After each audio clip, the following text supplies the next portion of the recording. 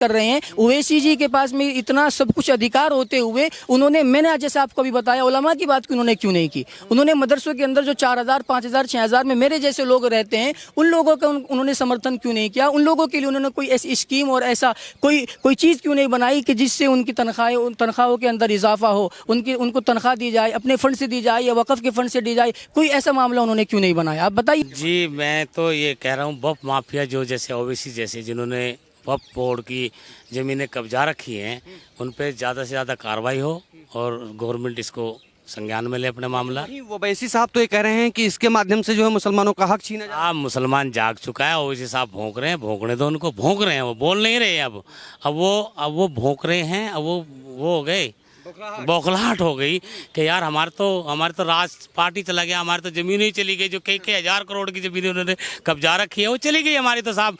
तो वो बौखलाहट में तो भाई कुछ भी कह सकते हैं ना। हमें नमाज पढ़ने जाते तो कहते जी एक ही सब में खड़े हो जाओ तो हम मुसलमान हैं, बाहर निकलते हम तेली, धोबी, सक्के, पुंबे, मिरासी, फलाना डिगड़ा, ये हम सब कौमों में बढ़ जाते हैं, बांट देते हैं हमें, ये हमें कौमों में बांट देते हैं।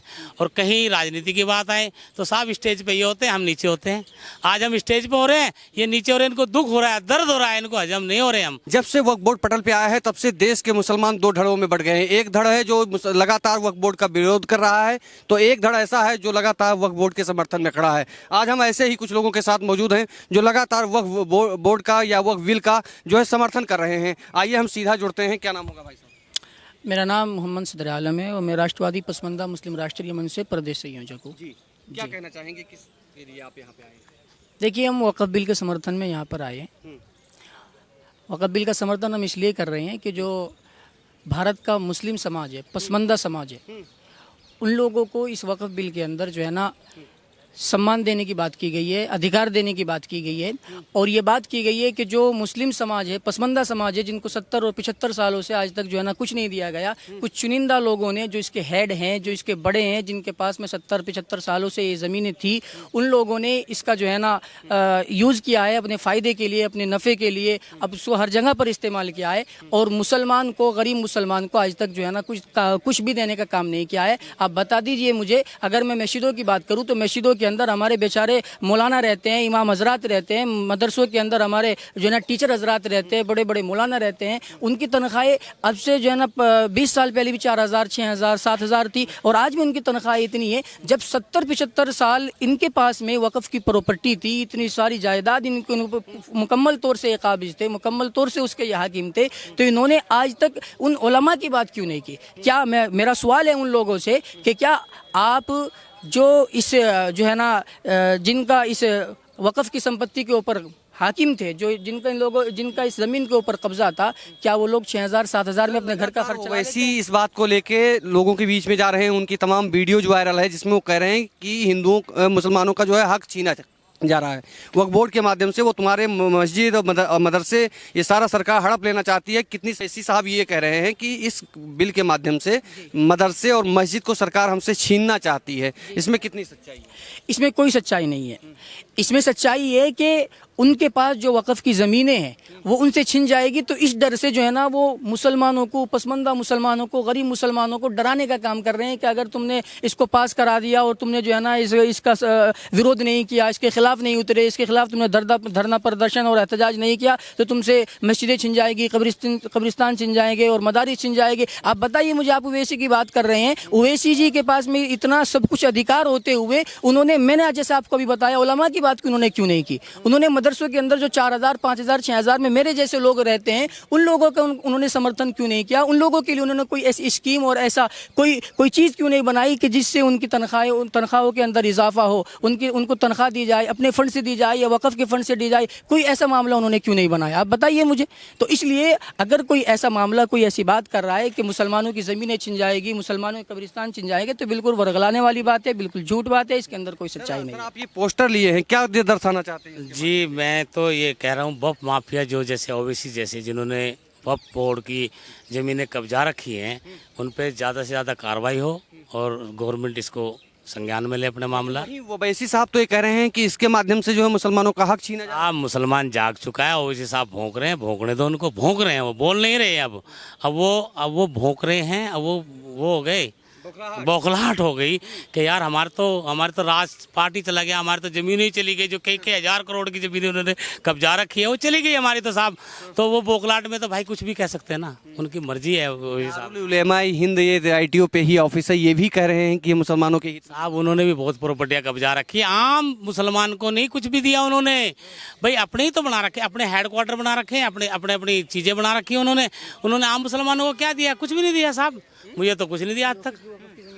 जिनके ऑफिस जो है, जो उनको डर है कि हमारे ऑफिस ना टूट जाए, वक्फ की ज़मीन पे ऑफिस है उनका कहाँ है, क्या चीज़ है उनके पास? तो सारा तो उन्होंने कब्जा उनका तो है कि जो पसमानदा समाज है उसको बीजेपी अपने झांसे में ले रखा है, इसलिए वो जो है इसके समझ। अरे भाई 75 साल से हम तुम्हारे झांसे में थे, तुमने क्या दे दिया हमें ये बता दे। मैं उनसे ये पूछना चाहता हूँ कि 75 साल से हम तुम्हारे झांसे में मारते, कट रहे थे, मर रहे थे हम, यहाँ तक कि हमें पढ़ाई भी नहीं दी इन्होंने, शिक्षा से भी वंचित रखा गया है, रोजगारों से भी, क्योंकि हमें तो दरी बिछाने का काम करते थे। आज पसमंदा समाज का मैं नसीम अहमद, राष्ट्रवादी पसमंदा मुस्लिम राष्ट्रीय मंच का राष्ट्रीय महामंत्री, मैं बोलने के काबिल हो गया, तो इनको हजम नहीं हो रही ये बातें साहब।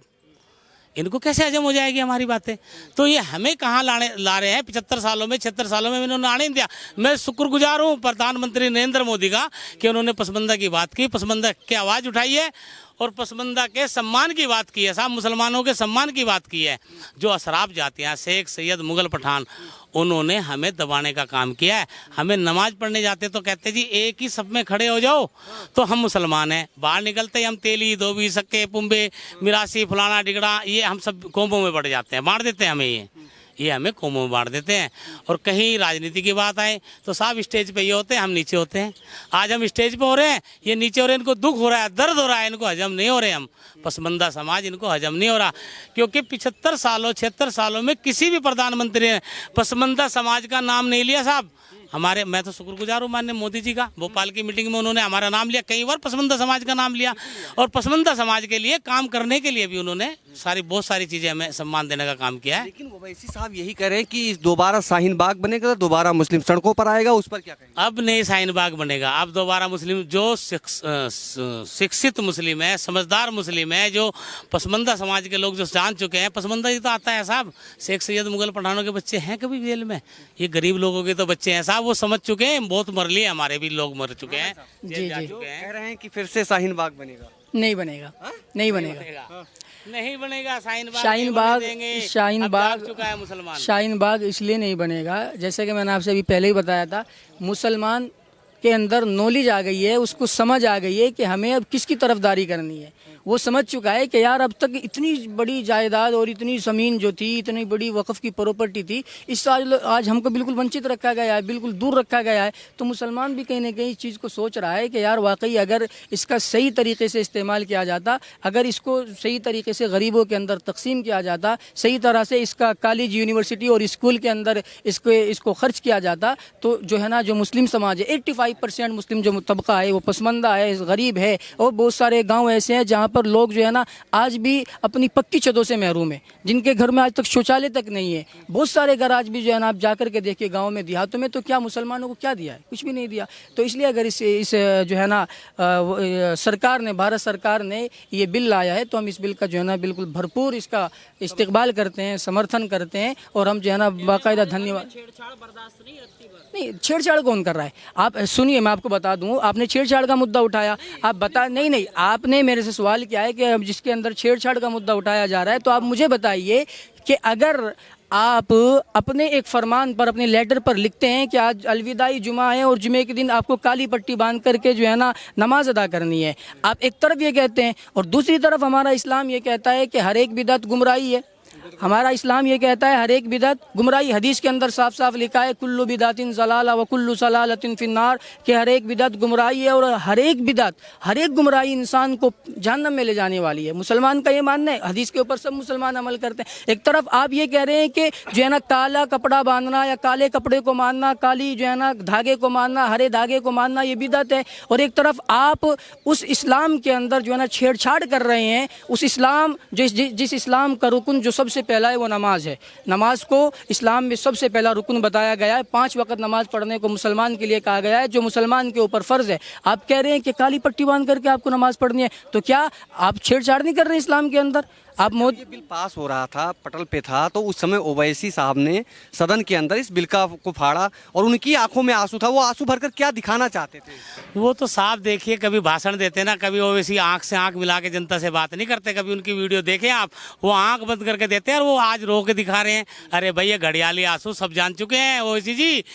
आप कब मुस्लिम समाज में आके आंखों से आंखें डाल के बात करें, आंखों से आंखें डाल के बात करें और उनका दर्द समझें, तो मैं मानता हूँ ओवैसी जी हमारे हैं। ओवैसी जी हमारे नहीं है, ओवैसी तो अपनी राजनीति सीख रहे हैं साहब। राणा साहब, क्या आप क्या कहेंगे? क्या ये बिल जो है आपके हक में है या आपके विरोध में? ये बिल हमारे हक में है, हम इसका समर्थन करते हैं जी।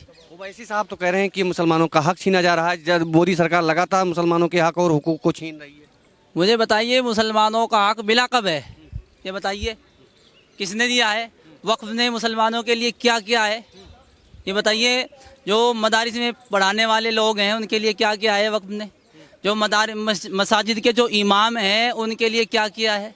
उनकी जो तनख्वाहें हैं वो 6,000 रुपये हैं। और अगर इमाम साहब का बच्चा बीमार हो जाता है तो वो डॉक्टर के यहाँ जाता हुआ सोचता है, घबराता है, क्योंकि उसके पास में पैसे ही नहीं, फीस भरने के लिए, दवाई के लिए पैसे नहीं उसके बच्चे के लिए। अगर इमाम साहब के यहाँ कोई मेहमान आ जाए तो इमाम साहब ये सोचते हैं कि उसका खाने के लिए इंतजाम कैसे करें। और जो मुतवल्ली, जो मस्जिदों के मुतवल्ली हैं, वो क्या करते हैं? इमाम साहब पर इल्ज़ाम लगाते हैं, तनख्वाहें देने की वजह से तनख्वाह रोकते हैं, उसका हक मार कर उसको कान पकड़ते हैं और भगा देते हैं। वक्फ ने हमारे लिए क्या किया? अगर चाहते तो बहुत कुछ कर सकता था वक्फ जी। लेकिन वो तो फतवा देने में व्यस्त थे। एक्चुअली कभी अडानी के घर पे दावा ठोक देते हैं, कभी कुंभ पे दावा ठोक देते हैं। ऐसे मौलानाओं को क्या कहेंगे? जी देखिए, किसी के फतवे से हमको कोई फ़र्क नहीं पड़ता। फतवे देने का लोगों का काम है, वो फतवे देते रहते हैं। ठीक है जी। सबसे बड़ा सवाल फिर लास्ट मेरा यही रहेगा कि अगर ओवैसी के कहने से लोग सड़कों पर आते हैं तो ये राष्ट्रवादी जो मुसलमान हैं जो इसका समर्थन करते हैं, उनकी प्रतिक्रिया? ओवैसी जी के कहने से लोग काली पट्टी बांधकर मस्जिदों में गए थे। आज उनको नोटिस मिल गया। नोटिस मिलने के बाद अब ये बताइए कि उनका मुकदमा कौन लड़ेगा? 2 लाख रुपए जुर्माने का कौन देगा? ओवैसी जी देंगे? लड़ पाएंगे ओवैसी जी इनका मुकदमा? बैरिस्टर है, वो भी वकील। देखो, लड़ सकते हैं, लड़ा किसका है? वो घबराए हुए हैं, लोग भागे फिर रहे हैं, डर रहे हैं, घर सोना बंद कर दिया लोगों ने। नहीं वो फिर जो है ना अपने बच्चों को, अपने भाइयों को, अपने बेटों को रोड पर लाए, उनके ऊपर नोटिस जारी कराए, फिर मुकदमा लड़े। वो जो है ना, हम मुसलमानों का क्यों पागल बना रहे हो भाई? गरीब मुसलमानों का क्यों पागल बना रहे हो आप? चलिए, वैसे वक्फ बोर्ड पर राय शुमारी जारी है। कमेंट सेक्शन आपके लिए खुला है, अपनी राय जरूर दें। बने रहिए स्वास्थ्य सहारा के साथ। जय हिंद।